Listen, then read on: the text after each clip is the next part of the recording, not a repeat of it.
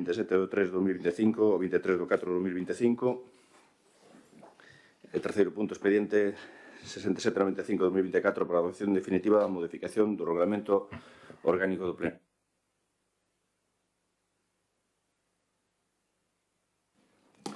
Ben, bos días a todos e a todas. Como recordades, no pleno do mes de decembro do ano pasado, pois aprobouse inicialmente a modificación do Regulamento Orgánico do Pleno, someteuse o expediente a exposición pública dentro do 31 de xaneiro ao 14 de marzo do ano 2025 e dentro dese plazo presentáronse dúas alegacións por parte de David Alonso Bergiela e Marcelo Rodríguez Acosta. Destas alegacións presentadas deuselle traslado ao Servicio de Secretaría Municipal que emite un informe no que conclúe que a vista do seu análisis que procede ou que se propón o rexeitamento das alegacións presentadas polos grupos municipais no tocante a suspensión e anulación do procedimento de modificación do RON e as outras cuestións que son máis de oportunidade política que de legalidade, pois o Pleno corporativo valorará a inclusión ou a exclusión das mesmas. En canto ás alegacións que se fan,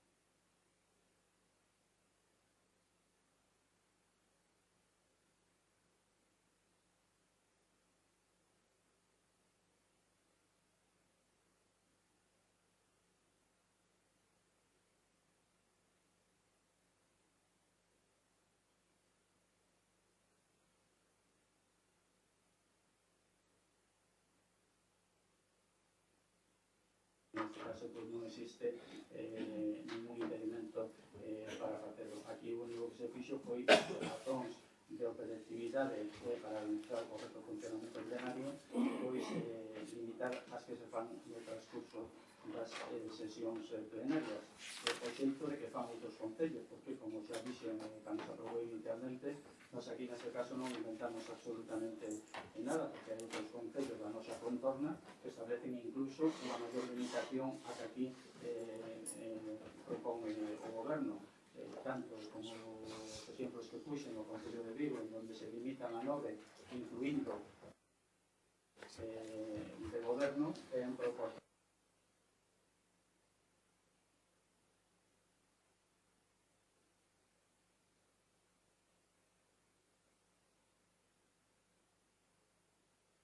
unha única pregunta, o igual que sucede no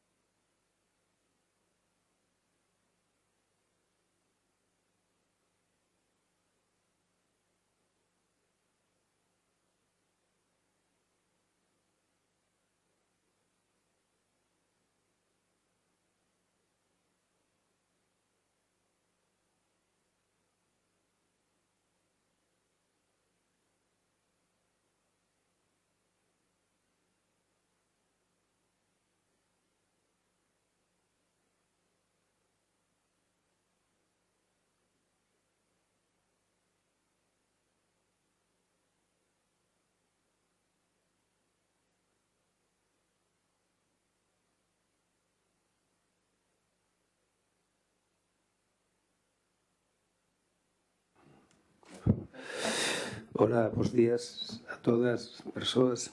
Bueno, nós consideramos que o Pleno é o órgano de goberno dos concellos, das vilas, do Concello de Porriño. Tamén consideramos que o Pleno é a máxima representación política da cidadanía, non? Nos, o BNG, representamos a un número significativo e importante de persoas, ao igual que o Partido Socialista e igual tamén que o Partido Popular.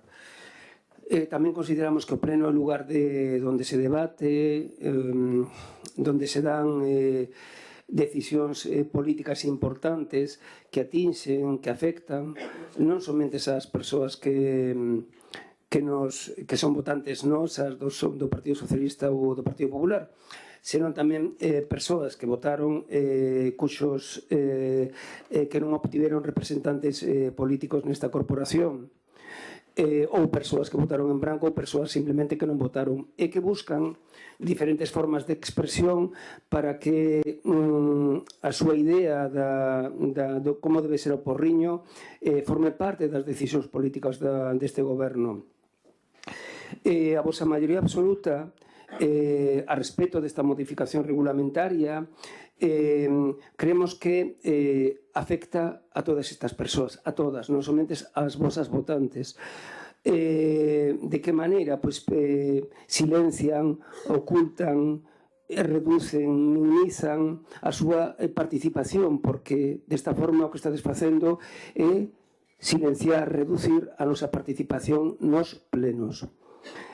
Por outra banda, tamén infrinxides un principio que supoño que algunhas de vos sabredes, que son as normas consuetudinarias, isto é, normas que non escritas, pero que teñen fundamento xurídico e grazas ás que o debate político nun pleno acada proporcións de vitalidade e enerxía.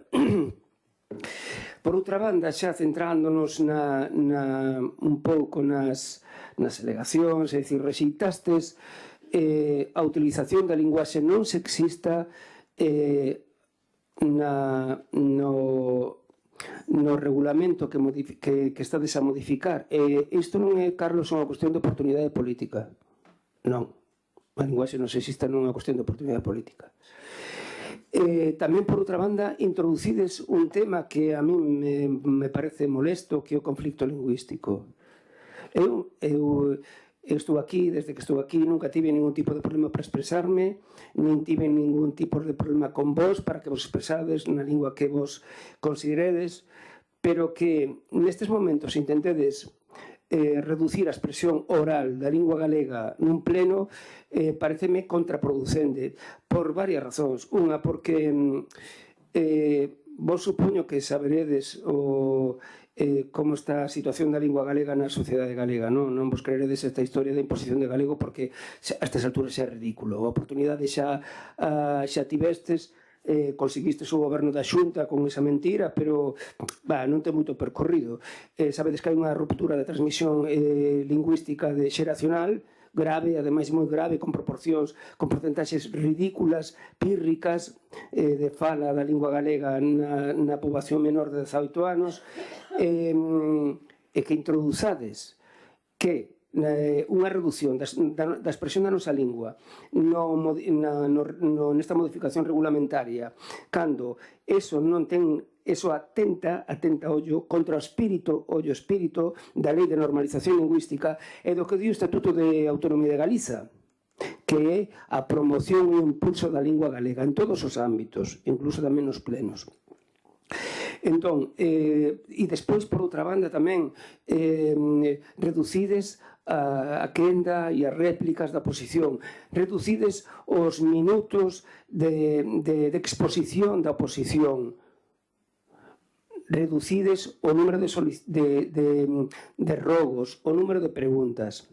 Ben, nós realmente rexeitamos de facto toda esta modificación regulamentaria e, por tanto, votaremos en contra.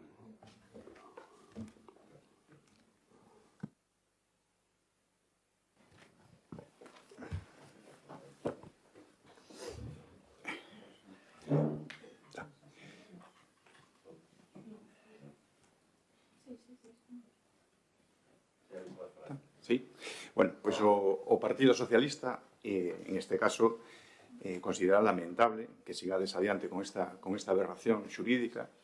Nós non estamos para nada de acordo co informe do secretario, nin para nada de acordo tampouco ca postura do Partido Popular. O propio informe o recoñece e se contradice, e me gustaría que hubiera estado o secretario municipal para aclararlo, cando se remite ao Reglamento Orgánico de Funcionamento, que é unha lei de carácter estatal que regula todos os concellos e todas as sesións plenarias, se refire a que todos os grupos políticos da oposición teñen dereito a facer preguntas con 24 horas de antelación por escrito, e despois, a seguido, dice que un reglamento municipal pode restringir ese dereito, que é o que vostedes están facendo, o que vai en contra do principio da xerarquía normativa que establece a Constitución española. Por tanto, non podemos compartir que un informe se diga que sí se concede e despois, cando unha sesión plenaria ten que ter un carácter público para que os cidadáns, a xente se entere das respostas e preguntas que fai a oposición na súa labor de fiscalización, vostedes o que fan é contradecirse. Por tanto, o Partido Socialista non vai a compartir esta posición. En canto á postura do Partido Popular justificando esta idea que ustedes traen aquí de que os concellos do Partido Socialista da contorna acuden a estas limitacións, non podemos estar de acordo. Nós o que decimos é que o Partido Socialista e o BNG, cando gobernaron en este Concello de Porriño, nunca se limitou as preguntas, nin os robos, ao Partido Popular. Nunca. Iso non o poden decir vostedes. Aquí en Porriño, non. En Porriño nunca pasou isto. Por que se amparan en Vigo? Por que se amparan en Gondomar? Por que se amparan en outros sitios? En Porriño, o Partido Socialista e o BNG, nunca coartamos este dereito a vostedes. E máis, un servidor, cando vostedes fixeron preguntas estando eu no goberno, sempre respondeu, se podía, no momento. No momento. E non tiña que esperar o mes seguinte para responder por escrito. E a saber que respostas como fan, como as que fixeron as respostas as preguntas do Partido Socialista, que dan auténtica vergoña. Un mes de verdad para escribir estas respostas. Vergonzoso. Nos vamos a votar en contra e vamos a judicializar esta asunto, vamos a levar ao juzgado. Xa vos aviso.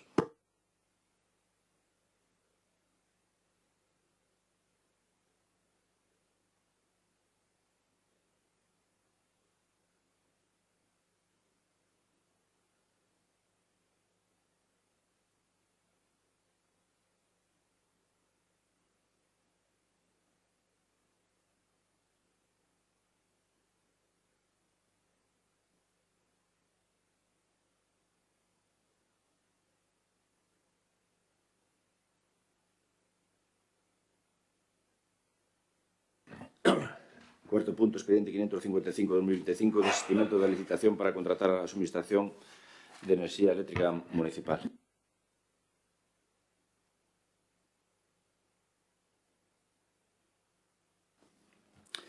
Ben, neste primeiro punto, no número 4, a continuación virá novamente sacar a nova licitación. Aquí o que propoñemos é o desistimento da licitación acordada por este pleno na sesión de 24 de febreiro do ano deste ano, en donde pois había aprobado o gasto para a suministración de enerxía eléctrica por un período de 2 anos, cunha prórroga de 2 anos máis. Se había aprobado o pliego de cláusulas administrativas particulares e o pliego de prescripción técnica e tamén o expediente de contratación polo procedimento aberto suxeito á regulación armonizada. Que pasa? Que unha vez realizados os anuncios e as publicacións correspondentes, tanto no Diario Oficial da Unión Europea como no perfil do contratante da páxina de contratos públicos de Galicia, posteriormente recibíronse unha serie de consultas e unha destas consultas nos indicaba que no cuadro de características do contrato se indicaba unha duración do contrato de 2 anos e unha prórroga de outros 2 anos máis, pero que no prego de prescripcións técnicas se indicaba unha duración de 2 anos e unha prórroga de 1 ano.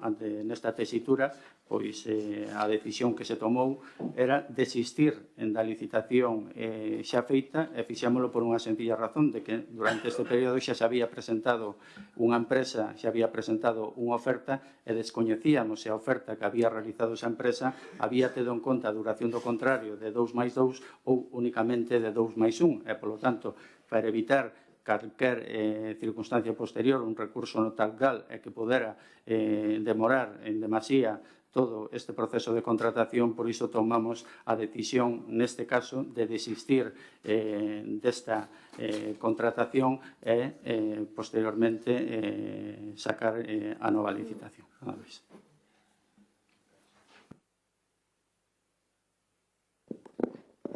Ben, neste punto, logo vai no seguinte o que é o novo prego, pois nada que decir ao respecto. Si detectouse este erro, claro que normal o procedimento de desistir e evitar recursos futuros, non? Nos, neste sentido, votaremos a favor de que se desestime o expediente.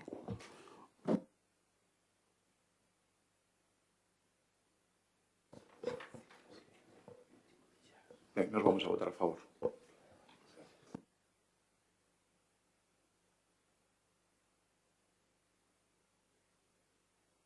Quinto punto, expediente 2844-2025, aprobación aos pregos, gasto de expediente de licitación para a contratación da suministración de enerxía eléctrica.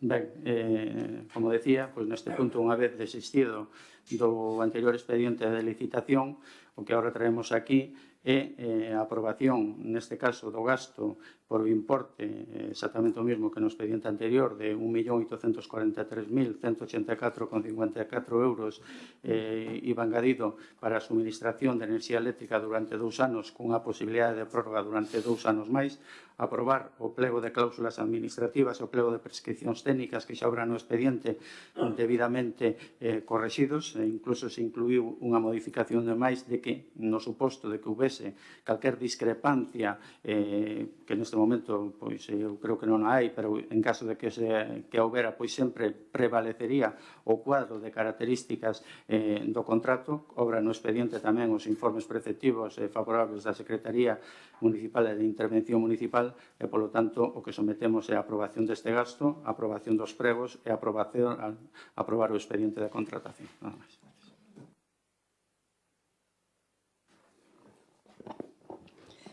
Ben, desistir o anterior expediente e abrir un novo ten consecuencias, non? No retraso de cando conclúa este novo expediente, e eu preguntei na comisión cando remataba o contrato actual de suministro, non? E contestou-me que ou ben no mes de maio ou xuño aproximadamente, non?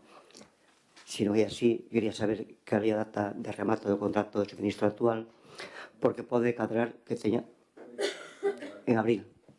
Bueno, pois vai cadrar que este expediente, entre a súa publicación, os períodos de ofertas e logo o que é a adjudicación, pasarán 3 meses ou máis aproximadamente, non? Iso implica que o suministro de enerxía eléctrica para esos puntos, para esos 6 lotes que están no expediente, pois van crecer de contrato de amparo e habrá que resolverlo. Nos vamos a estarlo no expediente e queremos que sí que é razonable sacar esa licitación.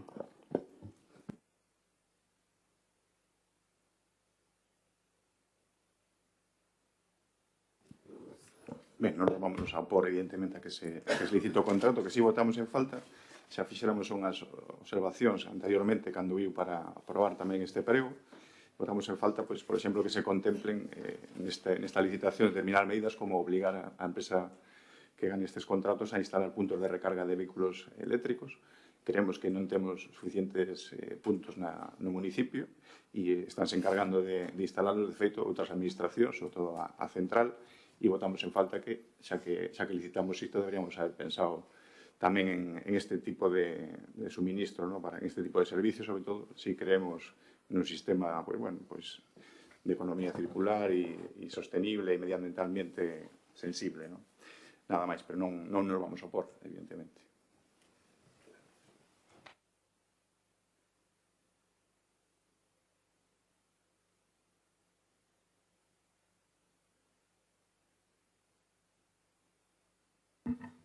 Este punto de aprobación inicial do crédito extraordinario 2/2025.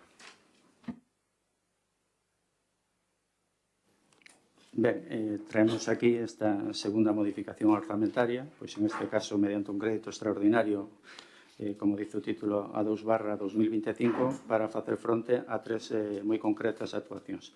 A primeira delas é un contrato de emerxencia da renovación das redes de saneamento nos viais do lugar da Vulpilleira pola escorrentía de aguas pluviais procedentes da A52. Consta en dito expediente un decreto da alcaldía declarando a emerxencia para a execución desta obra, axudicada á empresa Construcións Fechi, por un importe de 327.943,81 euros IVA engadido, así como a Dirección de Obra e Coordinación de Seguridade e Saúde a empresa Ingenia por un importe de 16.846,81 euros IVA tamén engadido. En total, 344.790,62 euros. Obra en dito expediente os informes técnicos correspondentes en donde se pon de manifesto o estado e, polo tanto, a urxencia en acometer esta reparación. Consta tamén no expediente un informe da Deputación de Pontevedra en donde se nos indica que, dada esa situación, en calquer momento pode producirse o colapso dos muros e das edificacións, así como no vial.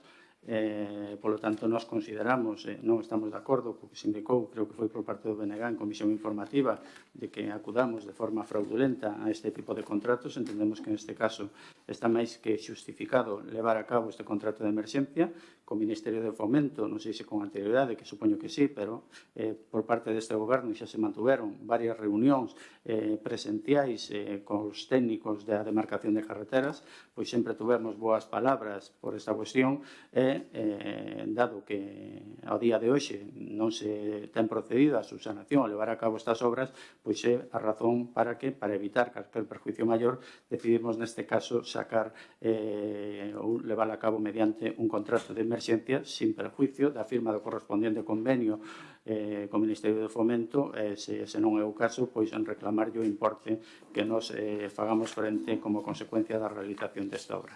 Despois temos tamén, en segundo lugar, un aumento de obra na obra da humanización da Rúa do Parque Infantil entre o Salgueira e a Avenida Domingo Bueno. Na última factura presentada correspondente á certificación número 8, a directora de obra recolle que a liquidación ten unha maior medición das partidas previstas, o que supón un incremento no precio de licitación dun 8,18%, e, polo tanto, dado a ausencia de crédito para financiar este aumento de obra, e polo que traemos aquí esta concreta partida de 32.889,31 euros para poder afrontar a mesma.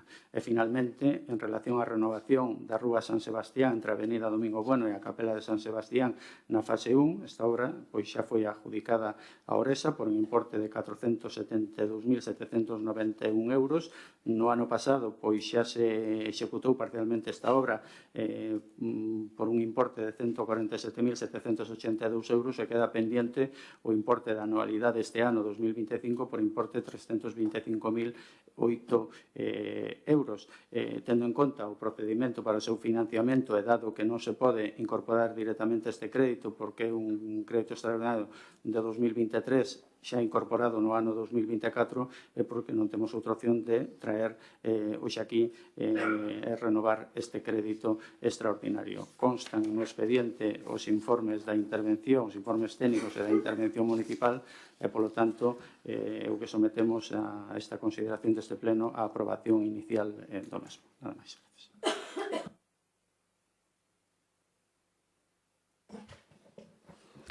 Estamos xa a inicios do mes de maio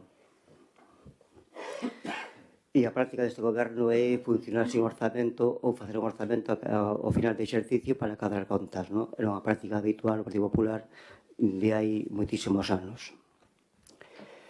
En cambio, o alcalde quería, en materia económica, transmitir que iba a ser riguroso nas contas municipais respecto a planificación, execución e liquidación. E estamos comprobando que primeiro executamos e logo cadramos e logo liquidamos. Ese non é a forma de proceder. É o segundo crédito extraordinario e virá máis. Non vamos quedar aquí. Temos un colchón que son os remanentes e podemos mandar sin maior problema.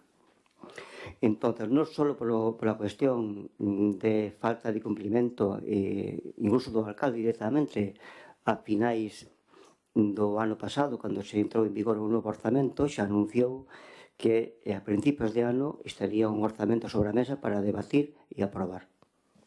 Cousa que non temos, nin se espera de momento, e menos aínda dando por válido a situación de intervención xeral do Concello cunha persoa que estuvo ausente e estaba coberta de forma accidental e agora cubre só un día a semana.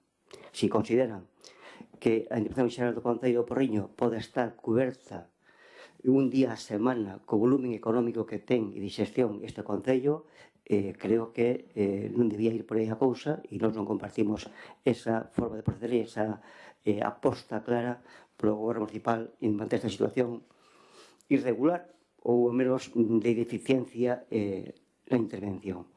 Respecto ao expediente, decía na comisión que o expediente que se recurre de emerxencia, que non é novo, xa se fixo nos créditos extraordinarios do ano 2023 e no ano 2024, en boa parte deles, dicindo que eran de emerxencia e aparte eran tan urxentes que non podían ser aplazables para o seguinte exercicio. E moitos destes expedientes están hoxe en día en fase de execución, outros están paralizados porque non contan con permisos sectoriais e, por tanto, por iso agora o remanente, cando era hai 4 meses ou hai 5 meses, era de medio millón de euros, agora é de 4 millóns, despois dos 3 incorporacións firmadas por decreto de alcaldía a principio deste ano. Ben, domingo, digo, da Grupilleira, no desaugue das escorrentías da 52, non é un asunto novo, vou reiteralo, que dixen na comisión, non é un asunto novo, un asunto que ven desde a súa execución, que distintos gobernos municipais do Partido Popular e tamén outros do Partido Socialista e no qual tamén participou en outros gobernos o BNG, que foron reclamando de forma reiterada, porque aí hai un problema e non é da hora. Cando digo que se recurre de forma fraudulenta, ou menos de forma que non debía ser ese o recurso de emerxencia, é porque aí hai constancia. E, ao menos, este Partido Popular, que goberna desde o ano 2021, ten constancia deste feito. Ten constancia que hai un problema de escorrentías e afecta a veciños que viven na parte de abaixo, incluso os muros que poden colapsar, é certo, non vou discrepar co informe técnico, os muros altos que ten o terreo da Xunta de Montes do Porriño. Pero isto se podía planificarse. Tiveron 2021, tiveron 2022, 2023, 2024 e estamos no 25. Por tanto, o recurso de emerxencia, urxencia, non é tal. Claro, pode ser que chegue a un punto que poda colapsar e hai que actuar. Entón, isto pode planificarse no orzamento anterior e tamén pode planificarse de cara a este ano. E non vir por este procedimento. Axudicamos a obra e nos damos cobertura económica a través do remanente. Por que o fan? Está claro por que o fan. Fano porque hai un colchón de remanente, teñen maioría absoluta e poden facer e planificar e executar como queiran. Esa é a razón. Respecto ás unidades de obra, o aumento de unidades de obra tanto de Campo da Feira como logo a incorporación, como tamén o incremento de obra na fase de Pío XII. Bueno, Campo da Feira executouse en 2 fases e logo unha terceira que non é o Concello, que foi a Consellería, que é o tema do templete. É unha obra que no seu conxunto ten un volumen económico de gasto moi elevado. Moi elevado. Xa nos denunciamos cando foi a segunda fase que solapábanse o proxecto con distintas unidades de obra. Pero a día de hoxe, se comprobamos a obra rematada, comprobamos que hai obras hoxe en día dentro do propio ámbito de execución. Aí esta semana levántanse a zona onde estaba anteriormente unha zona de xogos, estáse levantando na actualidade. E as zonas verdes están en mal estado de conservación ou nunca se executaron de acordo co proxecto. Que pasa con esa obra? Creo que é unha obra xa ao marxe de discutir o proxecto definido, mal executada e certificada polos técnicos e por este goberno. Eu creo que esa obra debía ter outro resultado do que ten na actualidade. Non vamos a opoñernos a que unha empresa cando se executa e hai cuestións imprevistas que pode haber aumentos de obra en distintas unidades de execución. Pode habelas, claro que se pode haber. Pero o recurso do crédito extraordinario no seu conxunto non o vamos a compartir.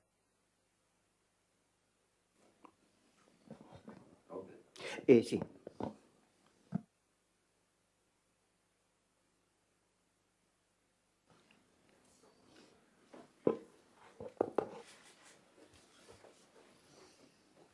Ben, o Partido Socialista en este punto non vai a votar a favor, desde logo. Xa no pleno pasado habíamos advertido de que a situación económica para nada era como indicaban os informes de intervención municipal que vostedes presentan.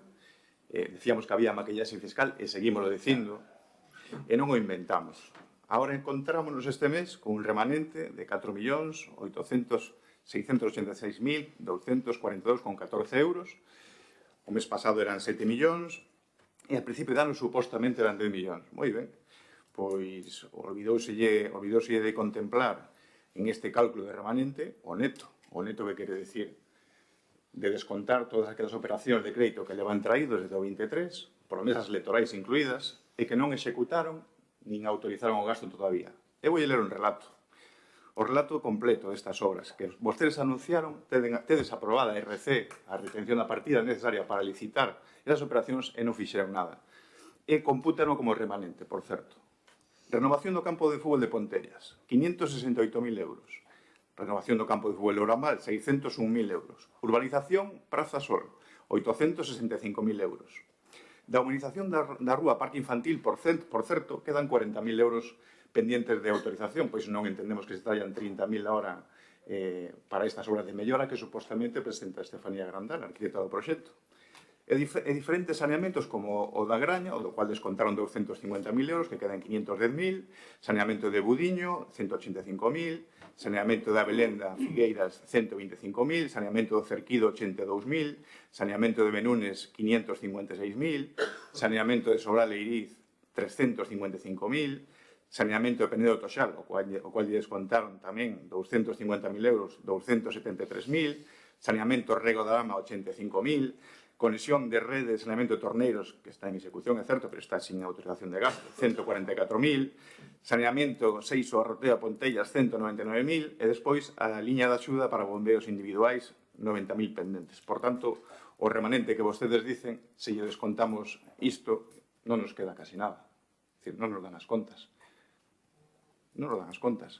Vostede preguntaba a motoría onde están. Pois este é o desglose de obras que vostede truxo aquí ao pleno a aprobar e que ainda non executou nin está en fase de gasto e que computa como remanente. E é grave cando traen operacións como no mes de febreiro para Torneiros, onde se necesitan 9 millóns de euros de remanente, se falla un informe de intervención e agora resulta que non temos nin para pipas. Por tanto, non vamos a votar a favor. E despois nos vamos ás obras. Usted, en canto a liña de axudas, por exemplo, para bombeos individuais, quedan 90.000 euros pendientes sin adjudicar, porque non se van a dar máis, porque está fracasando esa línea de axudas. Está fracasando. Quedan 90.000 euros pendentes. Por que non anula parte desta axuda para bombeos individuais e paga estas obras, parte destas obras que trae a pleno? Sería o lógico. O máis fácil é tirar de remanente hasta que se agote, que xa está agotado casi. Entre as obligacións do Concello de Vigo e estas obras que están comprometidas por vostede, anunciadas en prensa e sin executar, e que os computa despois como aforros, como se tuvera en caixa, unha de dúas, ou vostede empeza a anular obras, ou senón o remanente non é real.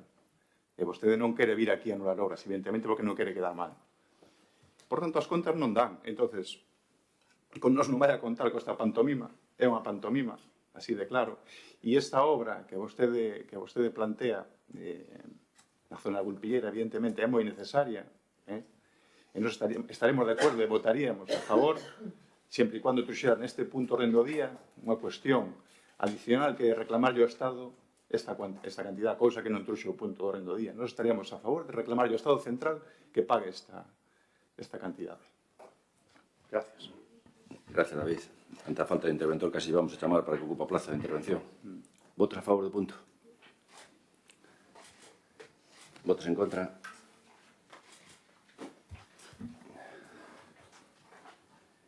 sétima punto expediente 2904-2025 de declaración de crédito non disponible.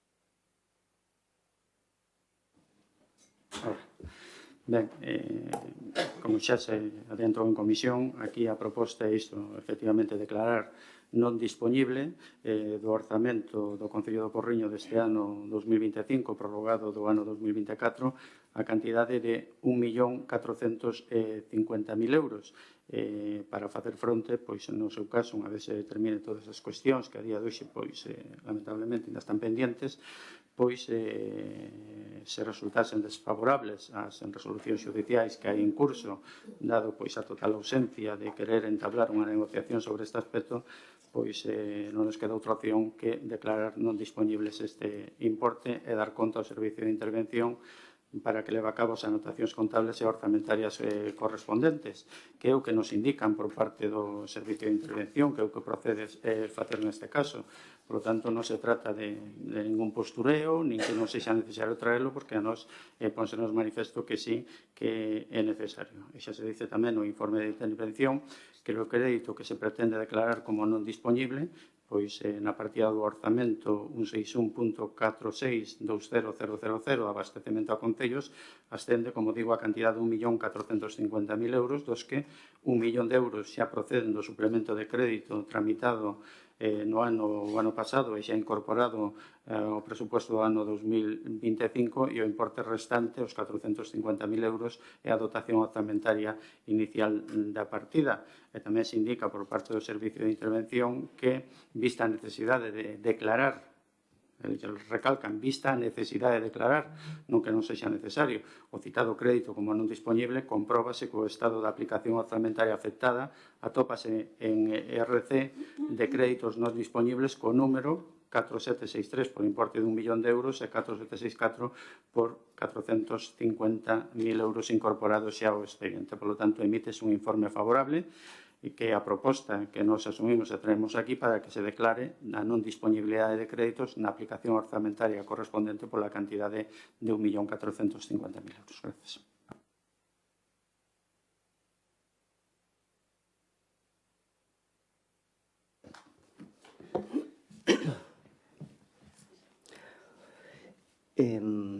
Os técnicos non deciden que cuantía se pon como non disponible, non? Iso que lo decide é o órgano de xestión político.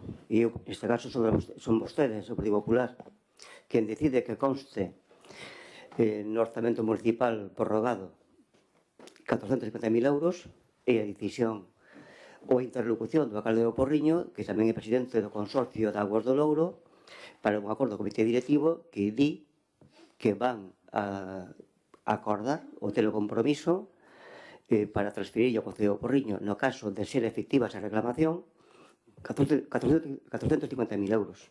Eu pregunto, e por que non 2 millóns? Por que non 1 millón? En base a que se pon esa cuantía?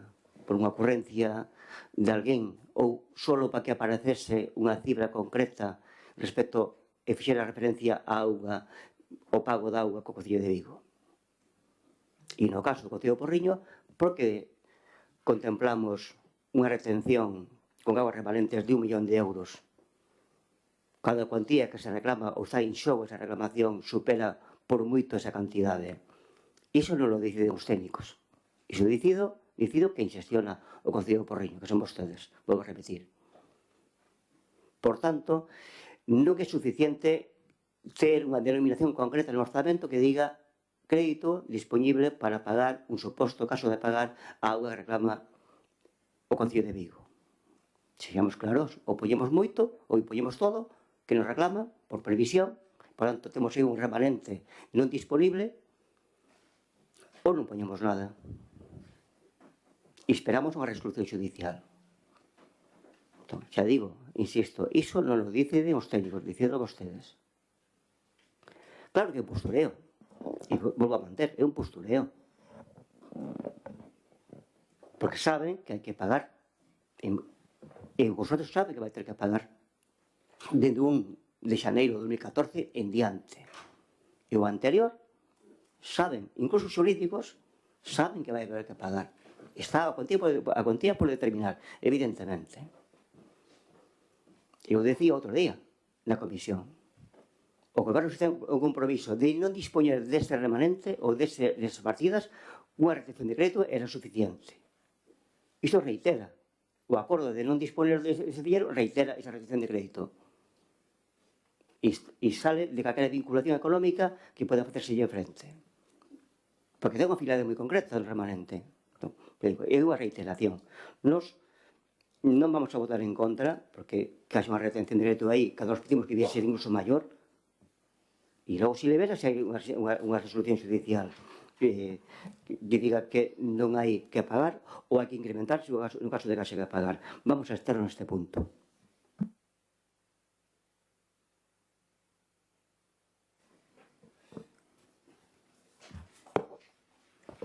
Ben, pois o Partido Socialista non vai a oporse desde logo a que se reteña por prudencia financiera, polo menos mentre non se resolva o litigio, non vamos a opoñernos. E de feito levamos alegado, creo que todos os presupostos desta legislatura que vostede presentou e aprobou, levamos alegado pedindo precisamente que se reservase unha cantidade. Nos creemos que debe ser maior por prudencia, pero vostede decide que sea así. Bueno, parece o alcalde o votou o porriño, ¿no? Pero sí que é certo que temos que ter prudencia, e máis, vinculo co punto anterior, onde a situación económica non é para nada boa, e, por tanto, tampouco nos vamos a opor un pouco a que se lle poña freno o seu ánimo exagerado de gasto en esta legislatura, e que as cifras, así o dicen, e as contas e os datos oficiais que se empezan a publicar en medios nacionais, pois así o certifican, ¿no? Entón, non vamos a bloquear esta operación.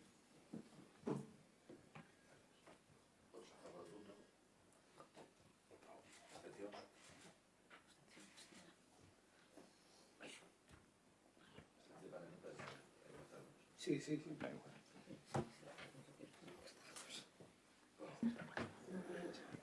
Votado punto expediente 2156-2025, aprobación do regulamento de funcionamento da Mesa de Coordinación sobre a Violencia de Xénero.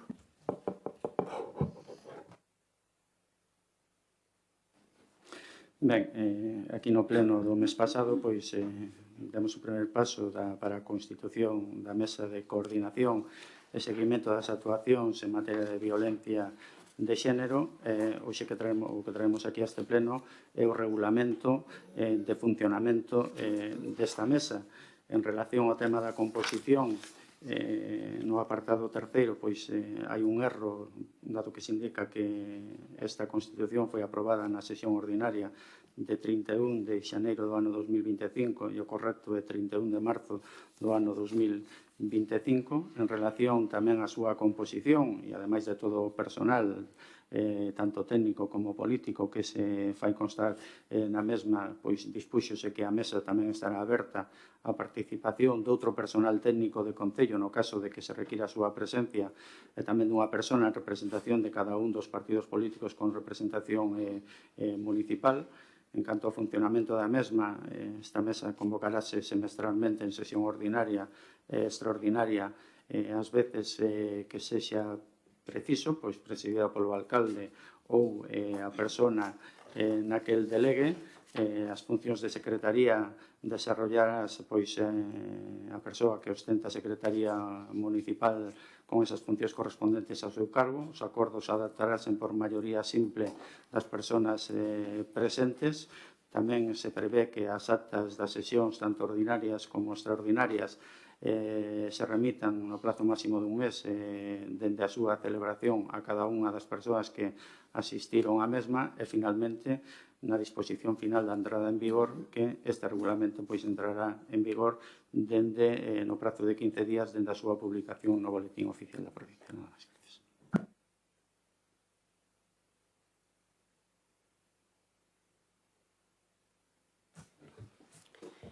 Ben, bos días. Esta mesa de coordinación institucional, que efectivamente xa ven recollida tanto na lei estatal 1/2004 como na galega 11/2007, pois, bueno, pretende de alguna maneira coordinar as administracións e o resto de axentes implicados na loita contra a violencia de xénero. Tamén o seu plan de igualdade recolle o obxectivo de reforzar e contribuir na mellora da coordinación institucional e o traballo en rede dos diferentes axentes para garantir unha intervención eficiente, rápida e integral. Como din na proposta, é desde xuño do ano pasado, xuño de 2024, que decidiuse dentro desas mesas que se viñan celebrando informalmente, decidiuse que se lle dese a esta mesa o carácter dun órgano da administración pública local, algo que celebramos, aínda que fora con este retraso de case un ano, non? A constitución da mesa que foi aprobada no mes pasado, pois, bueno, foi aprobada, pero vostedes esqueceron incluir a representación institucional a pesar de que llelo pedimos desde os grupos da oposición.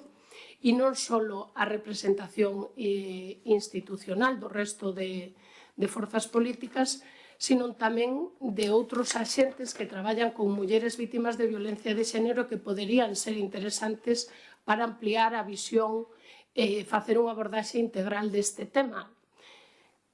Como se recolle efectivamente a Lei 11/2007, que fala da oportunidade de abordar a violencia, ademais de coa representación de ámbitos municipais de outros axentes implicados, porque as mulleres en situación de violencia de xénero siguen facendo a súa vida, fan a compra, fan as súas tarefas diarias, e é importante que todas os axentes que están en contacto con as mulleres en esta situación, efectivamente, poderamos estar coordinadas e que as conclusións de esa mesa servisen efectivamente para paliar os efectos da violencia de xénero. Pero é que, ademais, cando vostedes alardan da implicación que teñen na prevención e eliminación da violencia de xénero desde a administración local, non sei por que non se decatan de que se esqueceron da representación da UAD.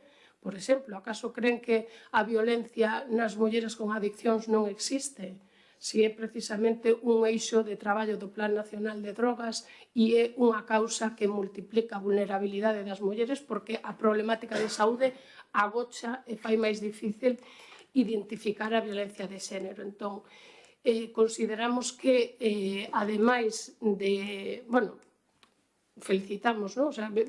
O PP sempre acerta cando rectifica, e neste caso rectificaron, incluíron as forzas políticas nesta mesa, como nos lle viñamos reclamando no pleno pasado, pero nos parece eso, que se ten que incluir os técnicos da UAD e, sobre todo, que se ten que modificar a constitución da mesa que aprobamos hai un mes. E neste momento pido unha emenda neste sentido, que quedara recollido a actualización, o sea, que a constitución da mesa figure como efectivamente no regulamento pretenden aprobar en este asunto, que é coa participación das forzas políticas da oposición, porque senón como pretenden que as forzas esteamos incluídas nesa mesa. O seu texto di: esta mesa estará aberta a participación doutro personal técnico do Concello, no caso de que se requira a súa presenza, e tamén a unha persoa en representación de cada un dos partidos políticos con representación na corporación municipal que amosen interese e soliciten a súa participación na mesa. E eu digo, de que maneira temos que deixar mostrado o noso interese? Chega con que eu aquí mesmo nesta sesión diga que amoso interese en formar parte desta mesa, hai que facelo no momento que haya unha convocatoria, como se vai a notificar, quero dicir, un regulamento ten que deixar claro e detallar de que maneira vai a ter lugar este procedimento, e creo que nese sentido, igual que a proposta da Constitución da Mesa era bastante sinxela, porque era un documento de 3 follas, presentan agora un regulamento onde intentan rectificar a Constitución propiamente da Mesa, pero, quero dicir, creo que hai que ser un pouco máis rigurosos e entender que non basta con poñer un parágrafe onde se lle fai un guiño ás forzas da oposición. Entendo que sí que pode haber unha parte onde se convite a outras persoas que poidan resultar interesantes por unha cuestión puntual dentro do persoal técnico do Concello, pero tanto o personal da UAD como os grupos de oposición creo que teñen que estar recollidos, e pido isto como enmenda para aprobar este punto, teñen que estar recollidos xa na Constitución formal da Mesa. E logo unha pregunta, pero poderíamos facelo xa unha vez empece a funcionar, que sería de que maneira eses acordos van a servir para mellorar a vida das mulleres, quer decir, o debate que se cree en esa mesa, de que maneira se vai a poder aplicar a unha mellor intervención en este asunto. Non sei se me poden responder e iso, continuamos.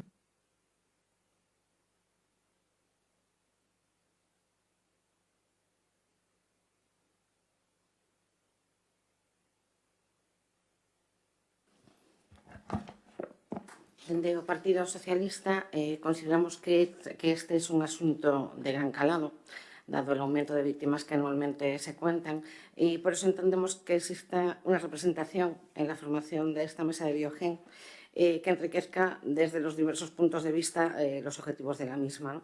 Pensamos que la prioridad en los casos de Biogen es la de poder ofrecer soluciones desde el primer minuto, tanto a las propias víctimas de violencia como a sus hijos, que eviten mayores trastornos y que no sumen la indefensión al miedo que ya tienen consigo. Otro aspecto que debemos tener en cuenta y muy presente en esta mesa y en este reglamento de constitución es el respeto por el anonimato de las víctimas o la información que se transmite a los medios de comunicación de este tipo de sucesos. Y esto ya ha ocurrido desde el Concello de O Porriño en alguna ocasión. Por todo ello, consideramos que los grupos de la oposición deberíamos tener representación para poder contribuir activamente en la prevención, sensibilización, seguimiento y evaluación de las intervenciones y casos. Y no pasar como por encima, ¿vale?, como ha leído mi compañera del bloque, no pasar por encima como que podríamos estar presentes, ¿vale?, pero no contar con la figura de la representación de los grupos de la oposición. Gracias.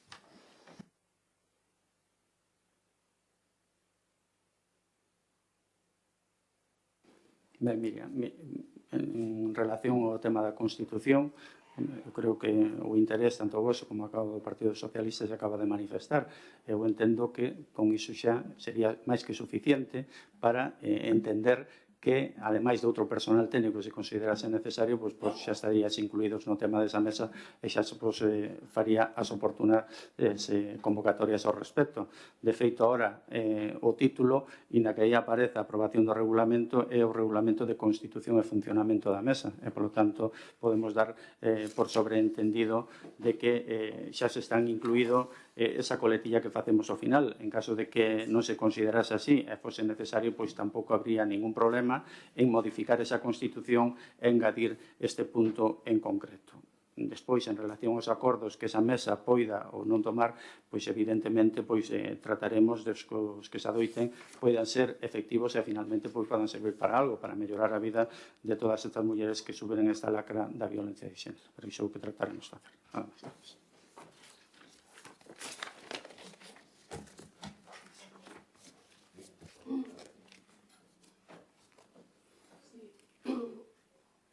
Sí, solo para, antes de proceder a votación, solo para aclarar que se acepta enmenda, o sea, que se modifica a Constitución da mesa e aparecen os grupos políticos por deixar constante.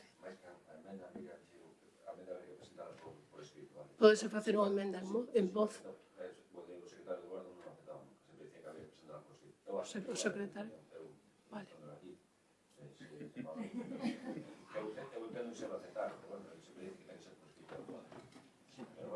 En voz teñes aceptado a emendas. Yo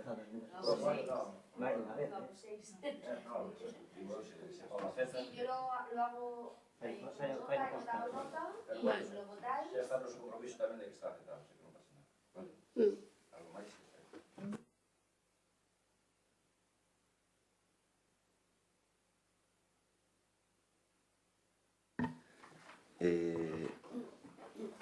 Expediente número 9, moción do Partido Socialista para a declaración do Monumento ás Vítimas de Accidente de Cans de 1955 como ben de interés cultural. David.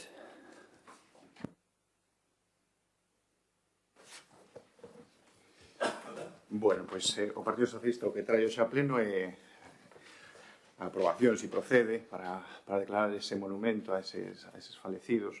O 26 de febreiro do ano 55, fai 70 anos, no accidente de autobús, no segundo máis grande de toda a historia de tráfico de viaxeiros en Galicia, despois de Angrois, e o que pasou ese día foi que un autobús, ali no chegar a curva de entrada a Cannes, pois rompeu a ballesta da dirección dese autobús ao chocar contra un poste de unha viña, acabou embarrancando, xusto na ladeira.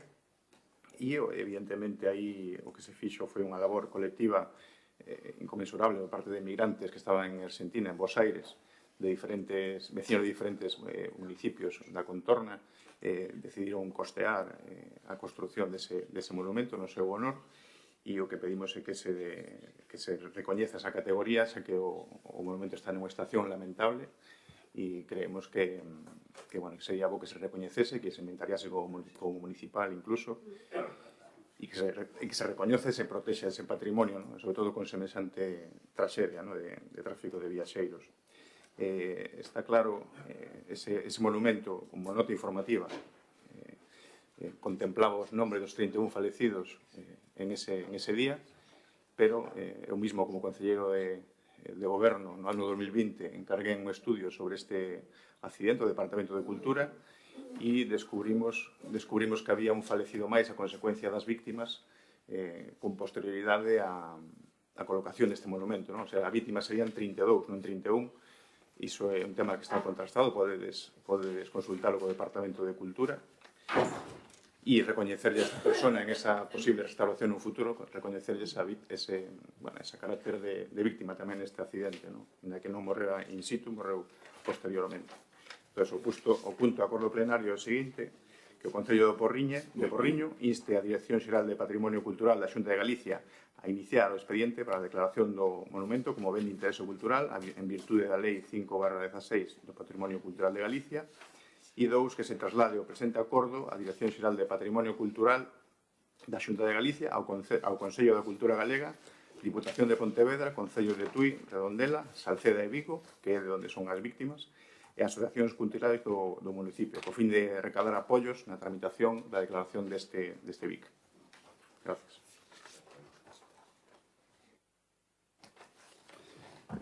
Ben, nos aquí nesta moción imos a pedir que neste momento quede sobre a mesa, non porque non consideramos que haya que dar esta situación un recoñecemento, senón que polo que nos trasladan os técnicos a figura, creo que tamén o comentou Marcelo en comisión informativa, non nos parece a máis axeitada a declaración de ben de interés cultural, pola exigencia dos requisitos que esta figura exige, en donde bens de interés cultural son aqueles que teñan un especial ou máis singulares do patrimonio de Galicia. En este caso, pois, os técnicos dubidan bastante de que iso poida ser así. Por lo tanto, tendríamos que ver o encaixe se hai outro tipo de figura máis adecuada para esta cuestión, ou incluso valorar a posibilidade de poder incluílo no inventario municipal, inda que aquí tamén nos encontraríamos co hándicap que non encontramos ou tampouco temos ningunha documentación que avale a titularidade do concello deste monumento, pois efectivamente, como indica o compañeiro David, isto foi sufragado por persoas emigrantes, máis alá de que creo que hai unha pequena aportación que no seu momento se fixo por parte do Concello de Porriño, que creo, según me indicou o compañeiro Marcos, que estuvo facendo esa labor dunha aportación municipal nese momento de 25.000 pesetas, pero máis alá de toda esta cuestión, pois carecemos de documentación que poida tamén avalar a inscripción no inventario municipal. Nesta línea, eu creo que estamos máis de acordo na moción que se había presentado por parte do BNG no anterior pleno, en donde, pois, efectivamente, o que procede é fomentar o coñecemento desta memoria histórica do noso Concello. En canto a facer ou non facer, creo que se decía actos colectivos, pois estes actos xa se veñen facendo anualmente. máis este goberno municipal e algúns representantes do mesmo todos os anos pois acuden ao acto religioso que fan e despois tamén a ofrenda que se fai diante dese monumento. O que sí que estamos de acordo e por iso xa temos un presuposto para proceder á limpieza e ao adecentamento dese monumento e como tamén xa dixen en comisión informativa intentamos recabar a parte do dato que descoñecía de que poidan en vez de 31 que se foran 32 falecidos, pois intentamos recabar o expediente policial en relación a este accidente acaecido no ano 55 e por parte da Guardia Civil pois trasladousenos que non conservaban ningún tipo de documentación ao respecto. Fixamos esa mesma xestión co xulgado decano do Porriño. O viernes pois trasladóuseme que en relación a esta cuestión ni siquiera existía os xulgados como tal de Porriño, senón que nese momento que había era o xulgado distrito de Tui e por esta razón facilitáronos un contacto ca archivera da oficina do Expurgo, que sabedes que é a oficina pois que recaba toda esta documentación, pero que tamén pois en moitos casos lamentablemente van eliminando todos os expedientes máis antigos para ir incorporando os máis recientes, pois a funcionaria que ali traballa indicoume que así a primeira impresión que lle deu é que ese expediente xa ni siquiera existiría en esa cuestión. De todas maneiras, quedou de confirmarme, dixo a ver se ao longo desta semana me podía indicar algo ao respecto e, polo tanto, pois, como digo, porque constatamos que hai unha serie de erros nos apelidos de algunhas persoas que figuran ali e, polo tanto, se se vai a decentar, se se vai arreglar aquel monumento, polo menos deixalo adecuadamente e non andar subsanando esas posibles deficiencias que se poidan ou que existan no mesmo. Polo tanto, en este momento, o noso que pedimos é que esta moción quede sobre a mesa e tratar diso de ver se a figura adecuada é esta, ao tema do VIP, ou hai outro tipo de figura en donde se pode incluir esta situación, ou ver tamén a posibilidade, como indicaba, de incorporalo ao patrimonio municipal se isto pois ten algunha cabida. Nada máis, moitas gracias.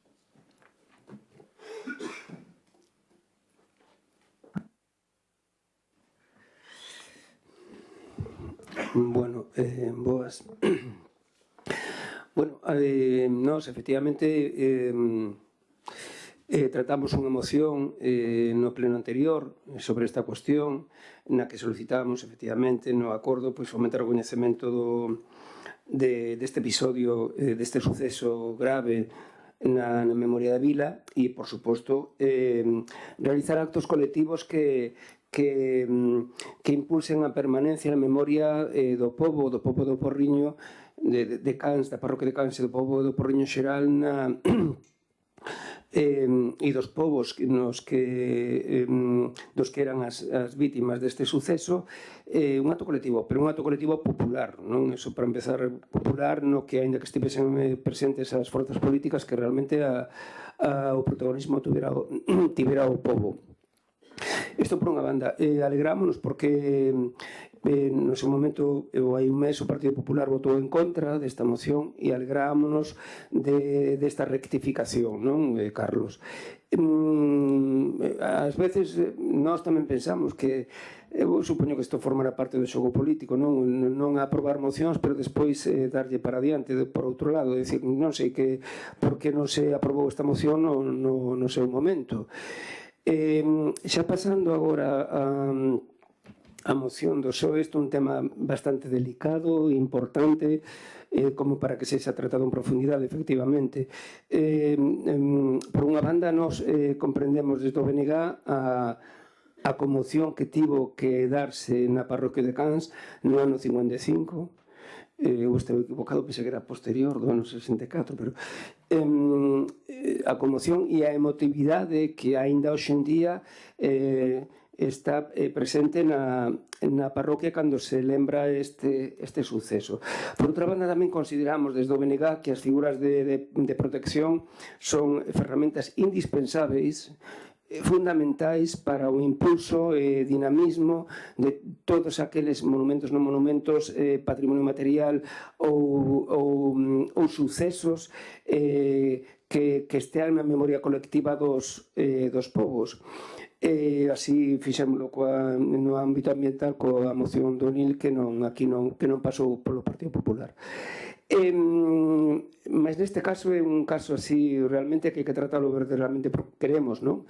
En profundidade, ainda que entendemos o espírito o impulso que a moción do Partido Socialista lle imprime que lle imprime a este suceso. Tamén falarmos do BIC, do Min Interese Cultural, se pensamos nel, son figuras de protección a nivel estatal e a nivel galego, o BIC o que establece unha serie de categorías, efectivamente, tanto de patrimonio inmaterial como mobles e inmobles, non? Sexan estes zonas arqueolóxicas, sexan monumentos históricos, non? Que vería a ser este o caso, monumentos históricos ou sitios históricos ou xardíns históricos, etc. Pero para cada unha destas categorías os BICs establecen unha serie de valores, non? E os valores no caso dos monumentos históricos, non? Que representan a sucesos como os que aconteceu en Cans desta parte, pois son valores de carácter histórico e valores de carácter identitario, non? Entre outros, non? Eliminado o valor arquitectónico porque realmente unha construción realmente nova. No canto dos valores históricos, realmente o que se prima para un BIC é a antigüidade, non, deste suceso. No caso dos valores identitarios é que estea presente na memoria colectiva de todo un pobo. E nós queremos que isto forme parte da memoria colectiva do noso pobo e das zonas e que se integren en todos aqueles concellos nos que formaban parte as persoas que tamén morreron neste suceso tráxico, neste suceso nefasto, pero claro, neste caso a identidade pensamos que hai que creela.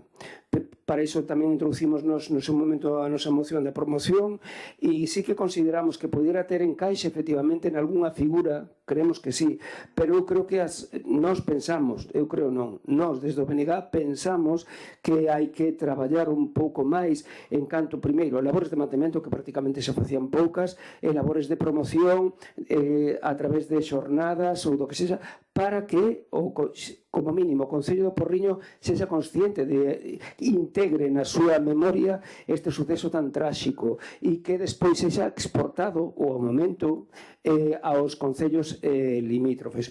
Por tanto, aínda que recoñecemos toda a boa vontade da moción do Partido Socialista e, por suposto, queremos que saiba o Partido Socialista que estamos de acordo no fondo, creemos que falta un tempo para buscarlle encaixe aínda a unha figura de protección que o parapete e que permita que forme parte da identidade de todo o povo do Porriño. Entón, nós absterémonos, non? Pero co desexo de que daqui a un certo tempo se volva a retomar este tema e que sí que por fin tome encaixe nunha figura de protección. Graciñas.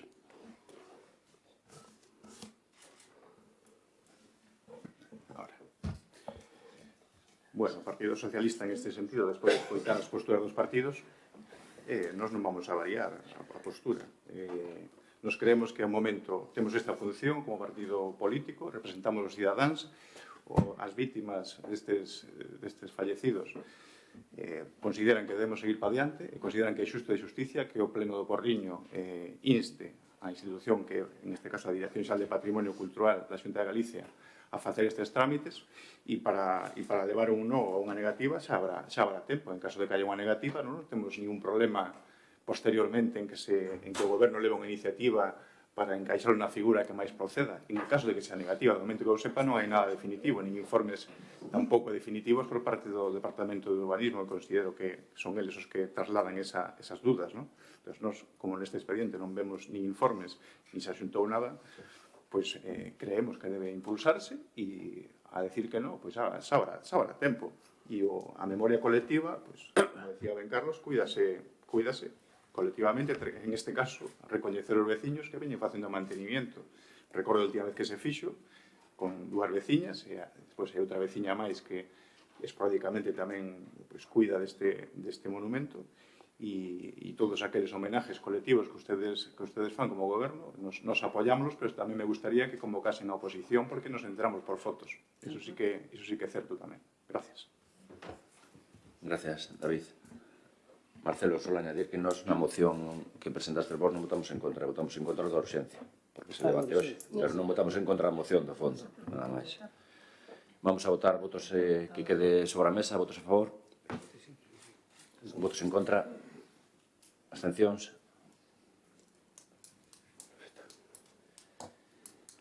Moción do Partido Socialista de ordenanza reguladora de videovigilancia.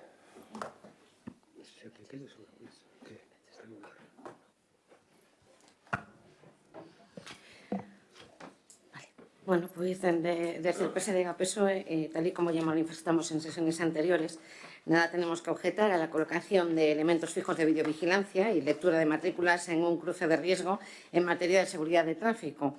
Pero advertimos también de que bajo cada caja eléctrica de los 3 elementos instalados también existe un dispositivo domótico de videovigilancia móvil con maniobra en giro de 180 grados y grabación 4K. Desconocemos cuál es la finalidad de esta vigilancia móvil, ya que según establece la Ley Orgánica 4/1997, por la que se regula la utilización de videocámaras por las fuerzas y cuerpos de seguridad, en su artículo 6, sobre principios de utilización de las videocámaras, en el punto 4 dice: la utilización de videocámaras exigirá la existencia de un razonable riesgo para la seguridad ciudadana en el caso de las fijas o de un riesgo concreto en el caso de las móviles. De este modo, nos encontramos con que en O Porriño tenemos 6 cámaras de videovigilancia, 3 fijas y 3 móviles, en una distancia que no llega a los 100 metros. Pero es que además deben obtener los permisos correspondientes de la Delegación del Gobierno en Galicia y contar con informe favorable de la Comisión de Garantías de Videovigilancia de la Xunta de Galicia, cosa que no se está cumpliendo. Desconocemos también la formación de las personas que operarán con estas cámaras móviles, y con el tratamiento de imágenes hay que ser bastante serios. Ciertamente la videovigilancia es una gran aliada en materia de seguridad y la agrupación socialista no se opone a ello, siempre y cuando no se vulneren los derechos fundamentales de las personas, ni se trate de esquivar la legislación y obligaciones que regulan la utilización de videocámaras por las fuerzas y cuerpos de seguridad del Estado. Por todo esto, el Grupo Socialista del Concello de O Porriño presenta para su aprobación por el Pleno Municipal los siguientes acuerdos, que serían: instar al Concello de O Porriño a crear una ordenanza que regule la videovigilancia en los espacios públicos en los que se especifique el órgano o autoridad gubernativa que tendrá a su cargo la custodia de las imágenes obtenidas y la responsabilidad sobre su ulterior destino, incluida su utilización o destrucción. El riesgo razonable para la seguridad ciudadana en el paso de las videocámaras fijas o el del peligro concreto en caso de las móviles, que se especifique también el registro en el que consten todas las videocámaras autorizadas, el responsable del tratamiento de datos y de imágenes captadas, así como el tiempo máximo de custodia antes de su destrucción, indicaciones para el ciudadano respecto a sus derechos en materia de videovigilancia o modelo de impreso para ejercer las personas interesadas los derechos de acceso y cancelación de las grabaciones en los que razonablemente consideran que figuran. Vamos, en definitiva, una ordenanza que cumpla con todos los preceptos legales y vigentes para la instalación de sistemas de videovigilancia. Gracias.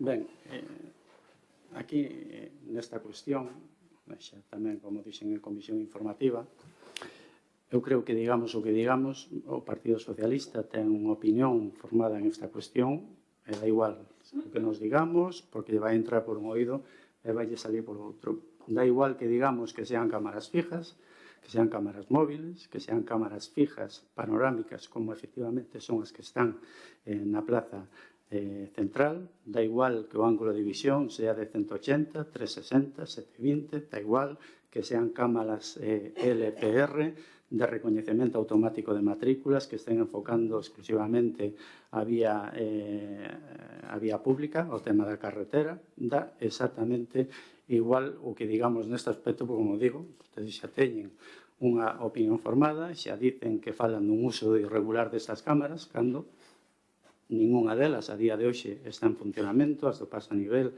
carecen de conexión a internet, que están en Domingo Bueno únicamente se pode visualizar, non ten ningún sistema de grabación, falta que se incorpore un software para poder levar todo isto a cabo, e unha vez se leve todo isto a cabo, solicitaránse os informes pertinentes, informes da Policía Local, informes técnicos da empresa que se instala, os informes que sexan necesario, un decreto da alcaldía, pero, bueno, a ustedes isto todo lle dá igual, xa deben estar en funcionamento, xa se debe estar multando a todo o mundo por esta cuestión, e, polo tanto, eu creo que xa non debemos entrar a valorar máis esa cuestión, porque cando o tratamos de facer, cando damos algunha consideración ao respecto, o único que recibimos son insultos e descalificacións, como ocurriu por parte da portavoceira nesta moción en comisión informativa. Por lo tanto, eu creo que non debemos perder o tempo. Cando estén en funcionamento estas cámaras, vais a saber que están en funcionamento, vais a facer con toda a documentación que sea precisa, e, polo tanto, non imos a insistir nesa cuestión. Se nese momento, que ademais usted fai referencia na súa moción á Lei Orgánica 497 de 4 de agosto, cando isto está previsto para non situación de tráfico, senón que a propia normativa no obxectivo, no objeto desta regulación, fala de convivencia ciudadana, de erradicación da violencia, de utilización pacífica das vías e lugares públicos, que está lenxo da finalidade das que nos estamos instalando neste momento, que non quero decir que non se poidan instalar outro tipo de cámaras, que ademais eu creo que sí que é necesario instalar e dar un paso máis en outra cuestión, pero estas únicamente teñen unha finalidade na regulación do tráfico e, polo tanto, como digo, unha vez estén en funcionamento, pois todos sabremos que están en funcionamento. Nada máis, moitas gracias.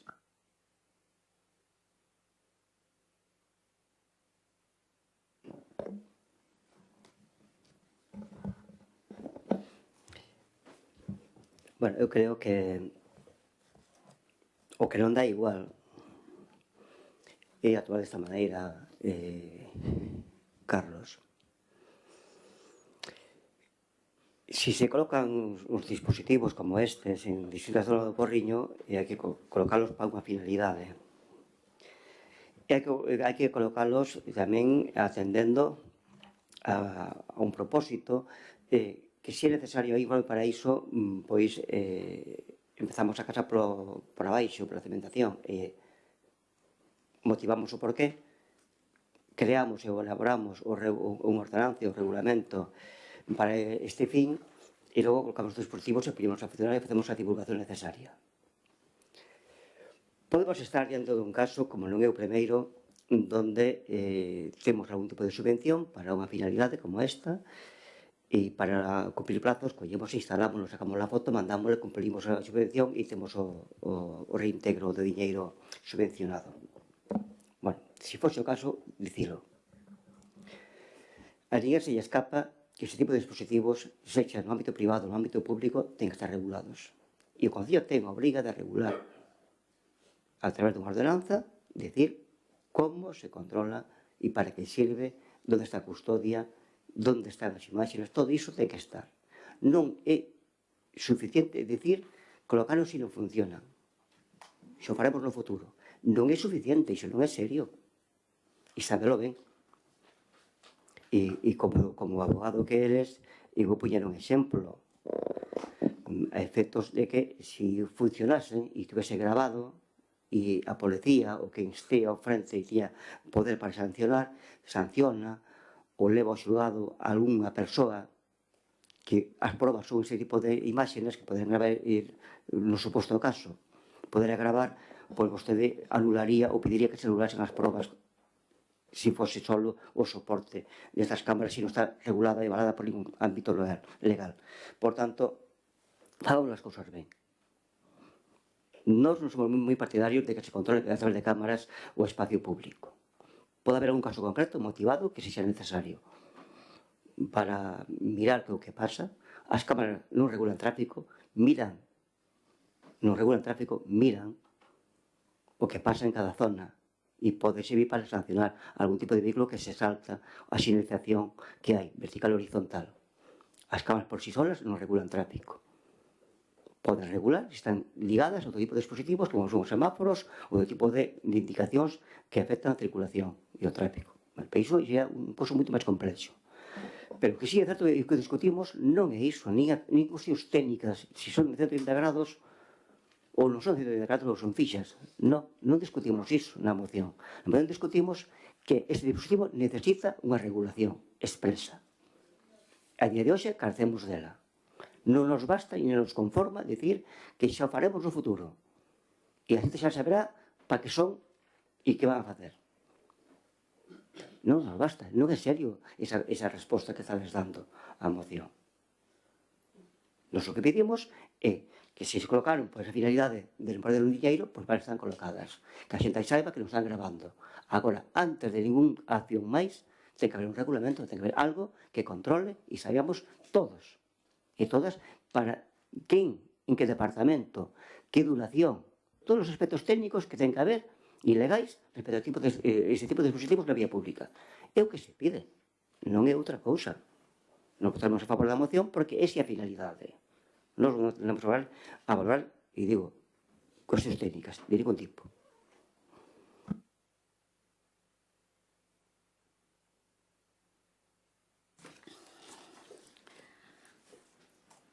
A ver, Carlos, en referencia a las comisiones informativas, al igual que usted me faltó al respeto aquí en un pleno, yo solo falté en las comisiones informativas, le llamé tonto y le pedí disculpas también, pero es que veo que usted sigue con... Parece una película de los años 70, usted parece don RQR, ¿vale? Porque usted sigue insistiendo en que hay unas cámaras, que sí, que dice que no están en funcionamiento, ni nada por el estilo, pero es que ya no es que a mí me da igual que estén en funcionamiento o no. Vamos a ver, usted está negando una evidencia y unos hechos que es que en 100 metros de distancia hay 6 cámaras instaladas. 6 cámaras en menos de 100 metros, que no tienen un razonamiento lógico. Porque a mí se me dice que las cámaras en elementos fijos están grabando posibles infracciones al reglamento de la seguridad vial, que es un cruce conflictivo, que hay un paso a nivel. Lo entiendo. Y no hemos estado en ningún momento opuestos desde el Partido Socialista a que ese tipo de cámaras funcionen. Ahora, sí que estamos oponiéndonos a que ustedes intenten esconder debajo de esas cámaras un elemento móvil que ustedes están negando. Porque en las comisiones informativas lo ha negado. Entonces, mi pregunta es, ¿sigue negando que hay 3 cámaras móviles? Espero que me responda, porque en las comisiones informativas dijo que no. ¿Sigue negándolo? Carlos, le estoy preguntando, ¿sigue negando que existen 3 cámaras móviles? Vale. Bueno, pues déjame decirle que efectivamente... Ya, número 1. Sí que me gustaría, digo, para poder rebatirle más, si usted sigue diciéndome que sigue habiendo 3 cámaras o no. Y eso sí que me gustaría que contestarlo, porque, que me lo contestase, porque le explico una cosa o le explico la otra. ¿Puede decirme si todavía cree que existen...? No, es que depende de lo que él me diga, porque me lo dijo en comisiones y dijo que lo iba a consultar. ¿Cierto o no?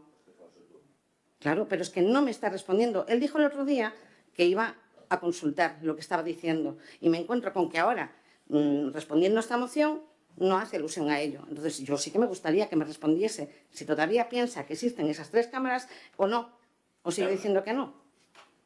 Cuando calla, otorga. O sea, que entiendo, ¿vale?, que reconoce que esas cámaras están. Y si reconoce que esas cámaras están, ¿vale?, y nos vamos a la ley que antes usted me ha citado y que yo lo menciono, en el artículo 5 pone bien claro que también podrán utilizarse en los restantes lugares públicos videocámaras móviles.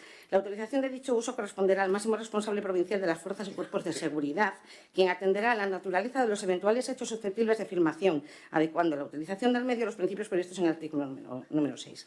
De todos modos, como a ustedes les gusta hacer mucha mención a otros ayuntamientos, lo que hacen nuestros partidos en otros ayuntamientos, quizá deberían consultar también los servicios jurídicos de su partido, tal y como está haciendo el PP de otro municipio vecino, que ha declarado en los medios que el partido ya está trabajando con sus servicios jurídicos para estudiar tanto el procedimiento de aprobación como los efectos que puede tener la instalación de cámaras de vigilancia en distintas calles de su municipio, describiendo la videovigilancia como un sistema que despierta muchas dudas en cuanto a su eficacia y legalidad. Además, en este caso de cámaras instaladas en un municipio vecino, el PP también ha denunciado que la colocación de las cámaras se realizó incluso antes de que la ordenanza fuera aprobada oficialmente.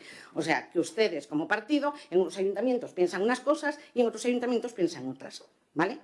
Pero a mí me da igual lo que piense su partido en un concello o lo que piense su partido en el otro y que tengan opiniones totalmente dispares. A mí lo que me preocupa es que no se esté cumpliendo una ley, que aquí se está incumpliendo. Porque me puede decir que están funcionando, que no están funcionando, están instaladas. Y si tiene un carácter disuasorio me parece estupendo también. Pero lo que no se puede decir es negar las evidencias, como usted me negó el otro día, diciendo a mi compañera del bloque en las comisiones lo que está diciendo ella es mentira. No hay 6 cámaras, hay 3. Haga el favor de decir la verdad y dejar de manchar, o sea, y dejar de hacer a todos los vecinos como si fuéramos tontos, porque todos tenemos ojos. Y vemos que efectivamente hay 6 cámaras, no 3 como usted quiera hacer entender, y como quiso hacer entender en las comisiones. Pero ¿cuál es el problema de que haya 6 ciudades 3? Pues que no están cumpliendo con la normativa. Pero decir, que vamos a colgar máis, pero se a un momento que usted considera, sabes, que non se está cumplindo a lei, que ten que facer é denunciarlo, ou vamos a facernos algo que cumpla a lei. É sencillo. Es que lo están haciendo. Vamos a ver, nosotros... Alejandro, y usted sigue hablando sin tener el micro abierto, que es lo de siempre, para que no quede recogido. ¿Vale? Entonces, no, voy a seguir defendiendo que efectivamente se incumple. ¿Vale? Y somos los primeros que tenemos que hacer cumplimiento de la legislación y dar ejemplo. Ya está. Nada más. Gracias. Pois yo repito co micro. Quer dizer, non sei se hai 3, 6 ou 9 ou 12. Se van a colocar máis cámaras, se van a instalar e se vai a facer o regulamento preciso para que operen como teñen que funcionar. E se este considera que realmente son ilegales, o que ten que facer é demandar. Nada máis. Gracias.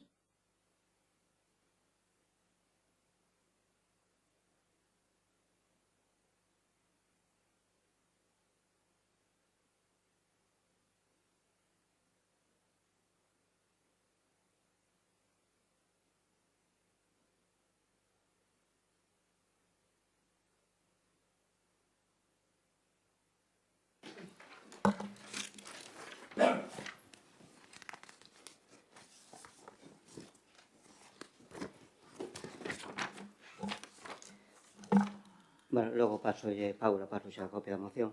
Vale, gracias. Bueno, non a vou a ler porque non é preciso lela. Pero a moción vai sobre... e sabemos que ten coñecemento a través de registro o Concello do Porriño respecto a uns feitos que aconteceron no ano 2021, non estaban implicados pois un cidadán do Porriño e estaba tamén implicado pois a Policía Local e un axente de paisano da Policía Local.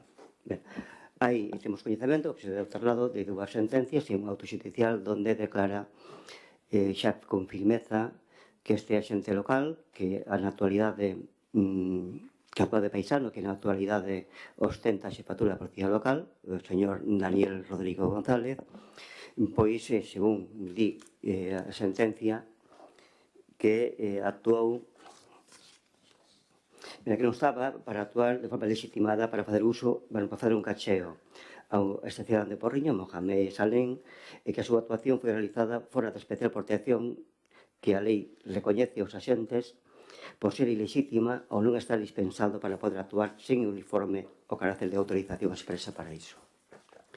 Ben, nós consideramos que ese tipo de feitos teña a súa gravidade, a sentencia se o recolle, e despois dunha primeira sentencia, primeira instancia, pois logo resulta que hai, no penal de Pontevedra, logo resulta que hai un recurso, e o recurso tamén a Audiencia Provincial desestima este recurso e da firmeza, non?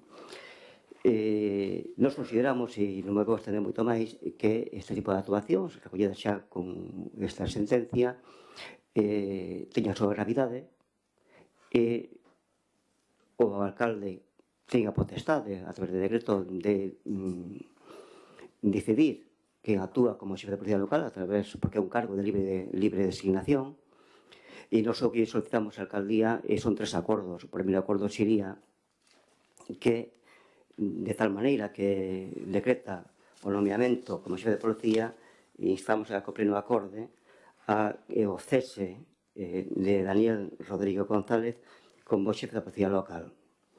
Pedimos tamén, como segundo punto, que a Corporación do Pleno inste ao alcalde a reabrir o expediente disciplinario, que abriuse un no 2021, e logo abriuse outro cando vostede xa foi alcalde no 2022, e evidentemente, como é normal, quedaron en suspenso hasta que houvese unha relación judicial. Entón, sabemos tamén que non pide a persoa afectada e debía abrir ese expediente, que aí xa se poden dirimir cuestións de orden disciplinario dun funcionario público, que non sei, non entraremos hasta que haxa instrucción necesaria. E como terceiro punto, pedimos, xa que hai esta sentencia firme, que o alcalde do Porriño, en nome do Concello do Porriño, se dirixa á persoa afectada e se disculpe como ente público por estes feitos, non?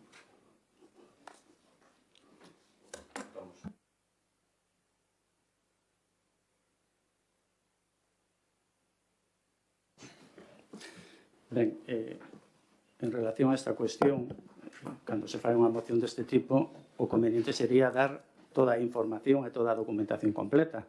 Porque esta sentencia responde a unha imputación á persona que usted acaba de referirse, en donde se imputaba un delito de resistencia ou atentado a agentes de autoridade. Non o creo.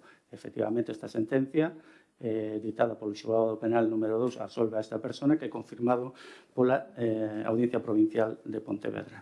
Pero esquece vostede que dentro deste mesmo procedimento tamén se lle abriron diligencias ao propio agente ao que se fai referencia, non recordo cal era o nome desta agente, e o xulgado de instrucción número 3 de Porriño, nun auto ditado 28 de xaneiro do ano 2022, acordou o archivo de sobresemento do expediente do procedimento contra esta xente ao indicar que non existía ningún tipo de indicio en relación á conduta que se lle imputara que tuvese relevancia penal.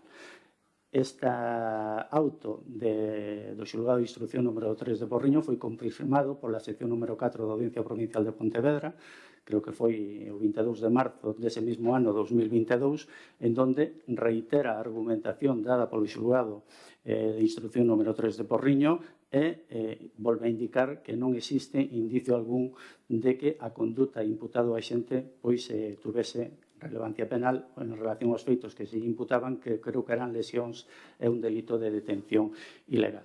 Ben, dito isto, é certo, a sentencia que vostede fai referencia, onde se absolve a este veciño, é certo que se aporta esa documentación, é certo que por parte da alcaldía xa se pediron os informes correspondentes en relación a se procede ou non procede a reactivación deste expediente e se efectivamente procede a reaperturar este expediente, se iso terá algún tipo de sanción por parte do mesmo. Pero en esa cuestión en a que estamos. Pero cando digamos as cousas, pois digámoslas todos en relación a co propia xente o xulgado xa lle aperturado diligencias e que lle acordou o archivo do procedimento por entender máis alado que dice agora a sentencia en relación á absolución desta persona, pois xa había solto do delito que se lle estaba imputando. Bueno, non asolto, senón que acordou o sobreseguimento de archivo en relación a entender que non había ningún tipo de indicio en relación á conduta que se estaba imputando.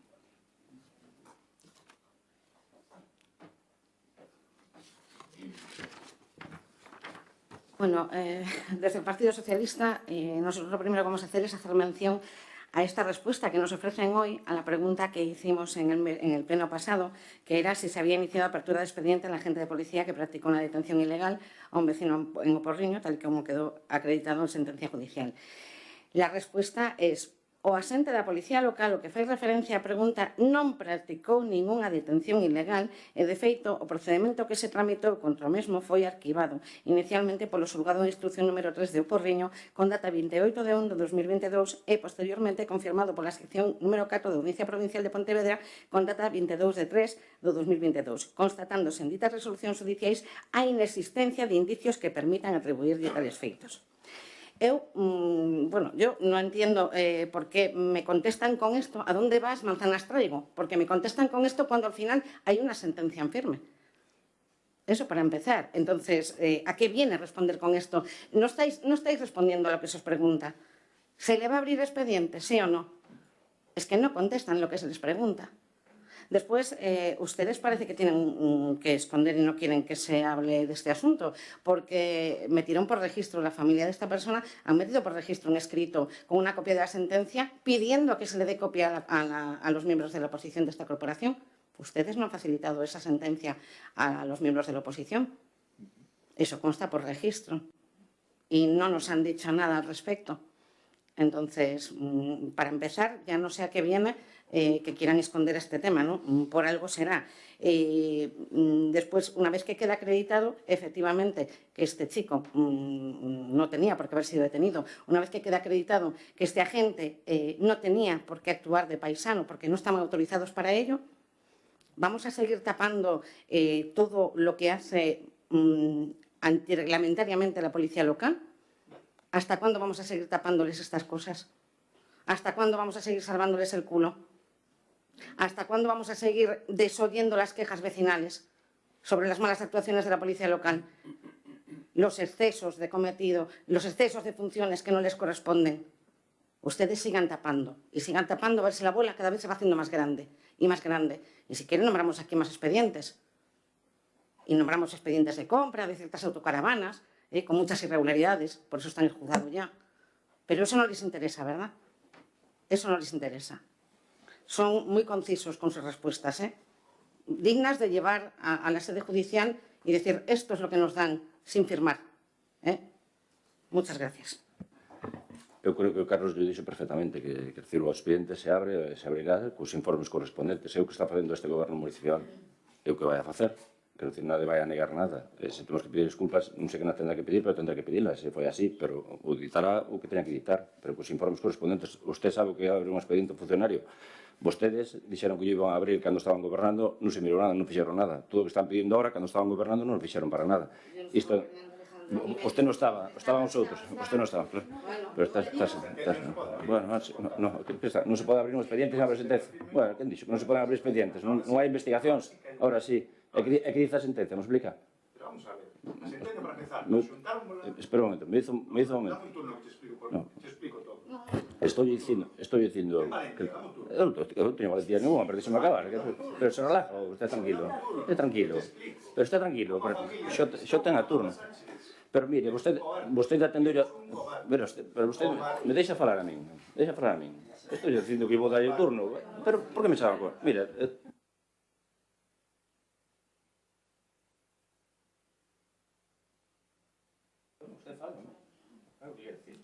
Está el mío, Alejandro. Digo yo que é un cobarde, porque vostede, a familia registrou para que nos pasaran os grupos políticos esta sentencia, e ahora díceme, usted leu a sentencia, como vou a ler? Como vou a ler se vostede non a pasa? Non teño conocemento. Como vou a ler? O que está respondendo, que é unha bazofia absoluta.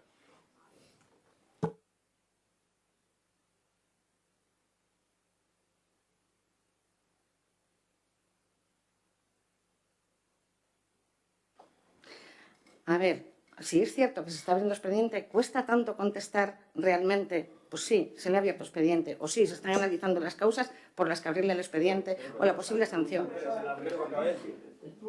¿Cuál es la pregunta que hiciste? ¿Cuál es la pregunta? Pregunta si se inició unha apertura do expediente o a xente da policía que practicou unha detención ilegal a un veciño de Porriño tal como quedou acreditado en sentencia judicial. Que me contestan que a xente da policía local que fai referencia a pregunta non practicou ninguna detención ilegal. E por que entonces al final... Vostedes están moi acostumbrados a non respetar a presunción de inocencia de xente. Temos que ver fai pouquiño que dixo a número a ministra... Vale, tiremos balóns fora e vamos po tema nacional porque non temos maneira de tapar o de aquí. Que... Un pouco de orden, presentamos unha moción, non hai turnos de palabra.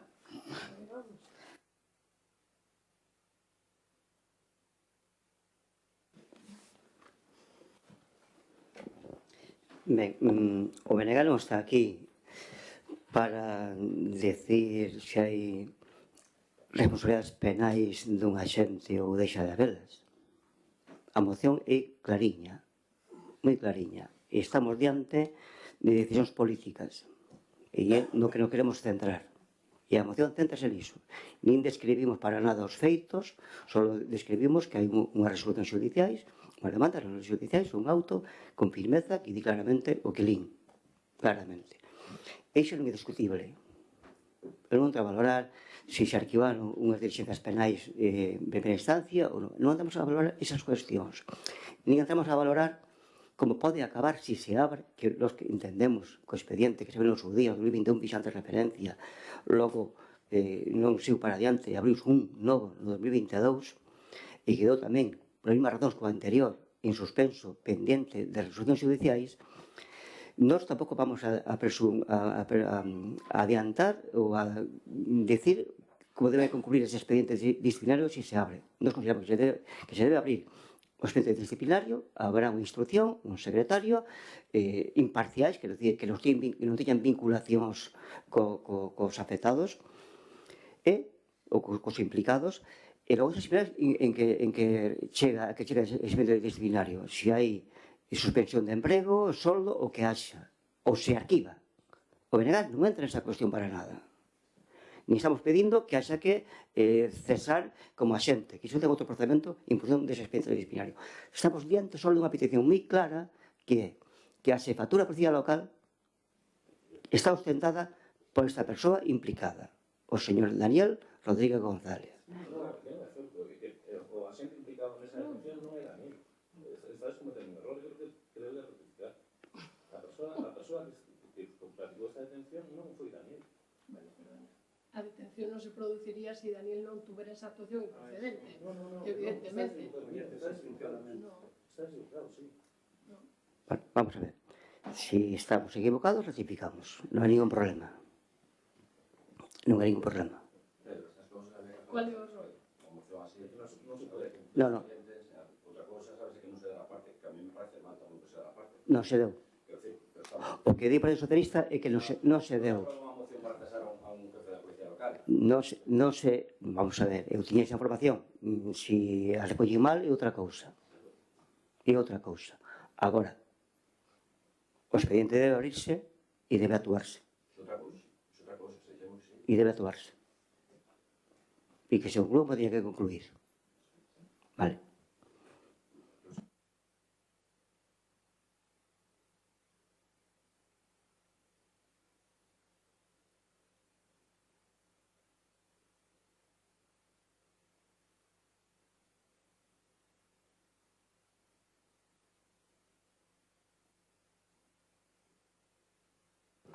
Se na moción o punto que fai referencia a persoa sobre o cal pedimos o cese como cargo como responsable non procede, hai dos puntos que se proceden, que a apertura do expediente, nos retiramos o primeiro punto, e o segundo punto, a apertura do expediente, que continúa o expediente, e, claro, eu creo que merece a persoa implicada, por outra parte, ao menos unha chamada, unha atención, e desculpándose desa forma de actuar. A parte era o primeiro era o cese do xefe da Policía Local, e sí. O punto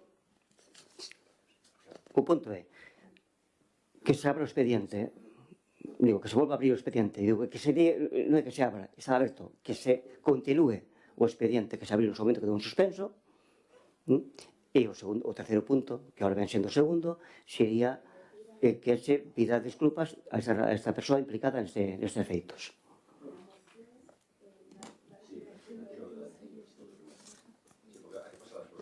Sí, está aquí.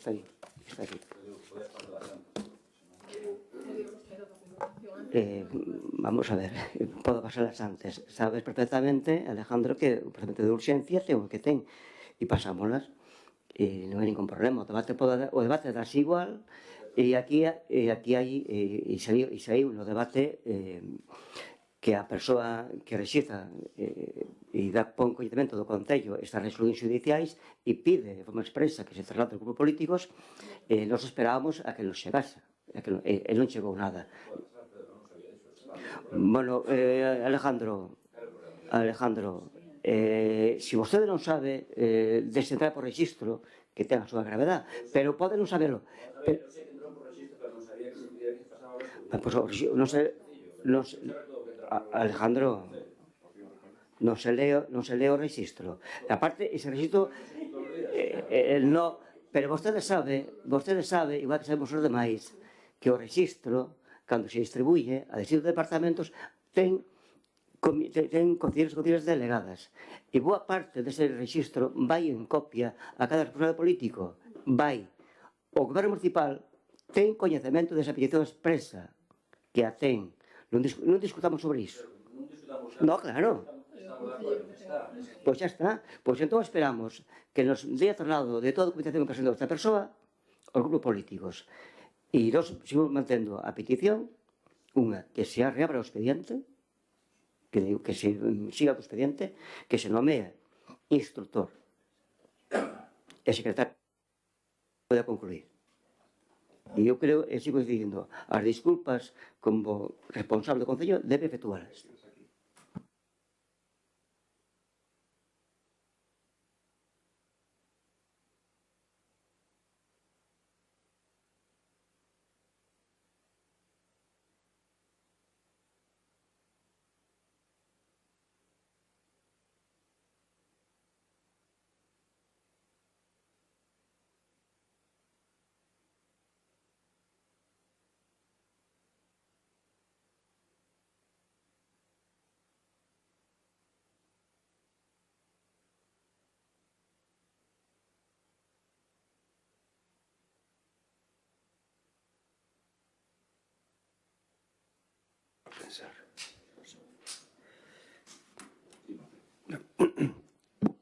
Nada, isto é unha existencia a rogos feitos anteriormente, cuyas contestacións non nos deixan moi satisfeitas as persoas.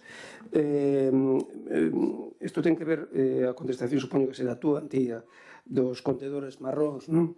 Claro, non vai haber máis distribución de contedores marróns de materia orgánica no Porriño, non? Ou en Torneiros. Claro, a cantidade é realmente insuficiente, non? Nos entendemos tamén que isto vai por tandas anuais e que este ano estarán esgotados o número que se distribúen nos concellos e que ven e virán máis, pero polo menos que a distribución sexa a correcta, que se intente redistribuir para aquelas zonas que se precisen máis eses contedores. Falamos de zonas urbanas e que se retiren das zonas que están próximas ás casas que xa poden xestionar os seus propios residuos. O centro do Porriño prácticamente non ten eses contedores marróns. Entón, e é onde está o acúmulo de persoas que poden facer uso del, non? Lembramos que se xeran, comentei algunha vez aquí, no Porriño, unhas 12 toneladas de residuos orgánicos todos os días. Entón, é importante que polo menos, que xa que non é as unidades necesarias, que sí que se vayan redistribuindo da mellor forma posible. Gracias.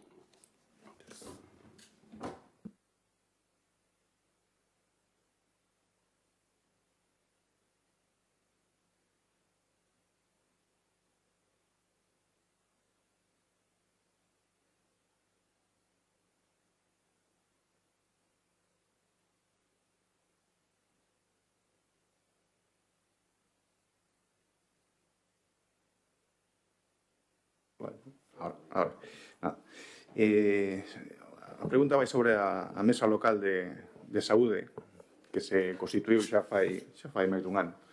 Quería saber cantas veces se reuniu e porque non temos visto ninguna publicación, e se teñen pensado convocar en algún día debido á situación que se atopa o centro de saúde con falta de médicos e de personal sanitario, que consideramos que esta mesa debe tratar e debe convocarse urgentemente.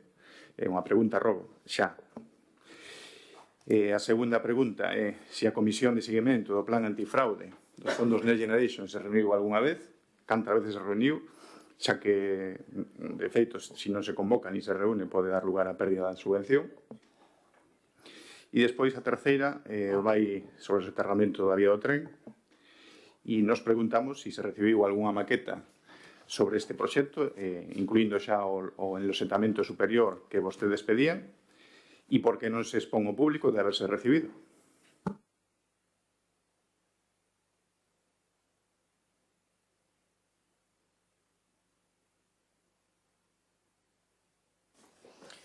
Teño dos rogos que es cuando se colocan los insecticidas en los árboles, si podría dejarse un cartel indicando la prohibición de tocar o información de su utilidad y posible riesgo para la salud o advertencia de sanción, y siempre priorizando en los lugares públicos en que queden a la altura de los niños, ¿vale?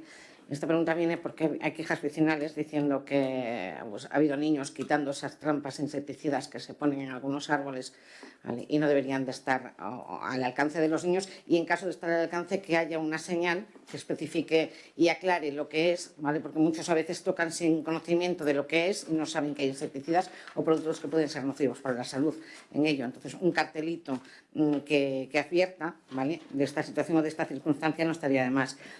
Y después, ya que tenemos videocámaras de vigilancia, pues aparte de los cartelitos que ya están colocados en el cajetín o en la propia cámara advirtiendo sobre la protección de datos, etcétera, creemos que debería de colocarse a las entradas del municipio un cartel que diga que es un municipio o casco urbano videovigilado, que se advierta antes de que hay un sistema de videovigilancia y no justo la señal en la misma cámara, cuando a lo mejor pues no has podido verla con anterioridad. Simplemente esto. Gracias.